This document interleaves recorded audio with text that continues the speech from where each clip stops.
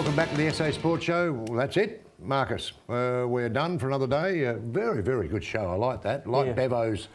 Bevo comes in, doesn't say much. All he has to do is pop his head in with a topic. I love it. I love it. And away we go. Yeah. We had the two rugby the guys in, Taylor and Con. Absolutely, Great kids. Great kids. Good sport too. Yeah. And you know, one of the things I enjoyed there, Baz, was just talking a little bit about their preparation prior to playing a game. And as we said, it's, you know, to learn life skills during sport is so important, and it's just one of the great things about sport. You learn so much about yourself and about how to handle yourself in life through sport. It's very wonderful, true. yeah. And we had a big weekend of sport, mate. One thing I want to touch on with you, if I can, very quickly, because we get a chance to talk about it during the show, was Bathurst. Yeah. Which I'm probably like a million others, although I do watch a lot of the supercars and whatever, but Bathurst Day is Bathurst Day. You know, my wife, she knows full well what's going to happen, and she gets in the car and goes somewhere, wherever she goes. And you're sitting on the couch and enjoying yourself? Oh, well, I love it. I love the race. Yeah, watching the telly. I love the race. I think they're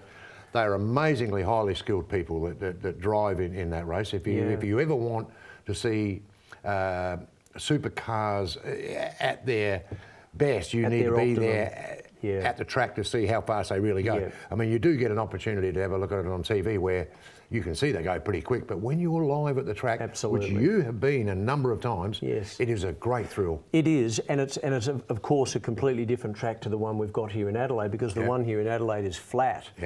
One of the great things about Bathurst is, and you mentioned it, you know, the drivers have to be at their absolute optimum for the whole race.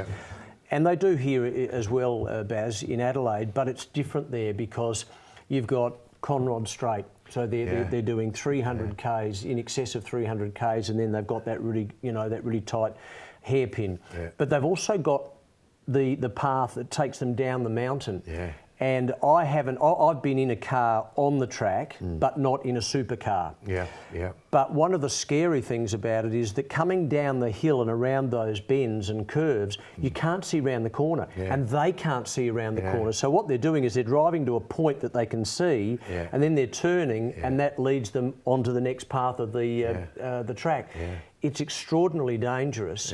And the other really interesting thing is that they get 3 and 4 seasons there at once. So it can be dry on Conrod Straight, but by the time they get up to the mountain... Which happened. It did happen. It did. And by the time they get up onto the mountain, it can be raining or it can be hailing. So there's an enormous amount of skill that's needed by the teams to understand what tyres to use. But the other thing I was going to say that I really appreciated being involved in that sport, Barry, was the availability of the athletes. Not a day, not 2 hours, but 2 minutes before they're about to get into a car. I can remember on many occasions, I was lucky enough to be working for Channel 10, standing on the grid, interviewing drivers 2 minutes before they're about to get into their car and do their first lap. Now, isn't that wonderful? Oh, it's amazing, it's fantastic. The accessibility within that sport, other sports should take a leaf out of their book. I can't remember the guy's name who used to run supercars. Cochrane? Oh, you remember him? Well, he was a good friend of David Hook's, and I got to meet him quite a few times. Tony Cochrane, that's him. Great fella, but also a very smart fella. That's why you were able to get the drivers. Absolutely. No problem. Very savvy man. Well, also too, Barry, they understand how important it is to their sponsors. And they understand how important it is to their fans that they're accessible.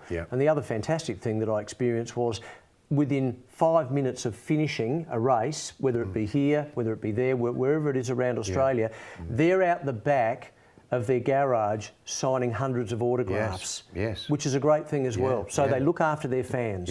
Have you ever done a hot lap? I have here. I did with Craig Lowndes. Oh, okay, I did a couple with Jim Richards. Oh, did you? Okay, so how did you finish up? How did you feel afterwards? I remember Jim saying, I'll give you, we were out at AIR or somewhere like that, and Jim said... Did you enjoy it, by the way? Oh, mate. Off we go. So we're flying, we're low flying. He's coming up to this corner. This is the first time I've done it. And I'm looking at this corner thinking, how's my luck here? I'm with the best driver in the world, and he's missed the first corner he's ever missed in his life, and I'm going to hit this thing at 300 mile an hour. Next minute, boom. In comes the G-forces. Boom, you're around, you're gone. It is one of the most amazing things. And I do a lot of shows, mate, where you get an auction. Yeah. And in that auction, you get a drive. You can see it.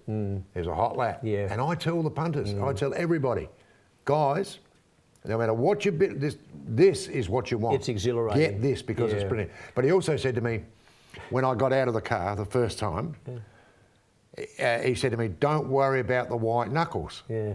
Because you're holding on for dear life. Of course you are. And you're tightly, and the seat belts are rock hard on you, aren't they? There's no movement except for your head. That's right. Yeah. But he said to me, don't worry about the white knuckles because everybody gets white knuckle when they do it for the first time.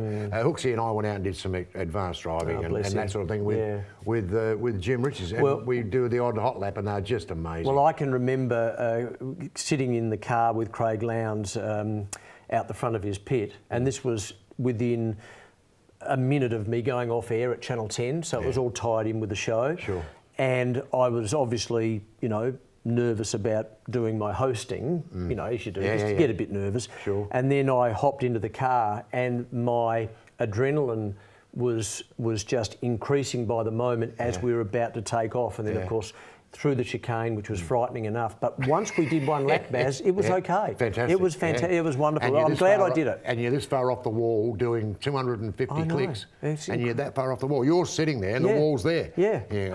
And very quickly, and the other really interesting thing is when you're going up the straight, there are other cars on the track. Yeah. When we were going up the straight and we were passing a car, when you looked, it didn't feel as though you were travelling. Yeah. It didn't actually feel fast, but amazing, when you come to the corners, that's when you appreciate the G-forces and how quickly you're doing. Yeah. That was great fun, just as it's been doing this show. Yeah, well, mate, I really appreciate you joining me again today. Thank you. Good luck in whatever you're doing. You may be back next week, mate, after we've won this award. Well, I'll read the roster. Did I mention the award? You did, actually. It's going to fit beautifully on your mantelpiece. I think I've said that a few times. You sure did. Well, that's it for today, mate. Thanks very much for joining us. Thank you for watching as well. We really appreciate it, and we look forward to catching up with you next week.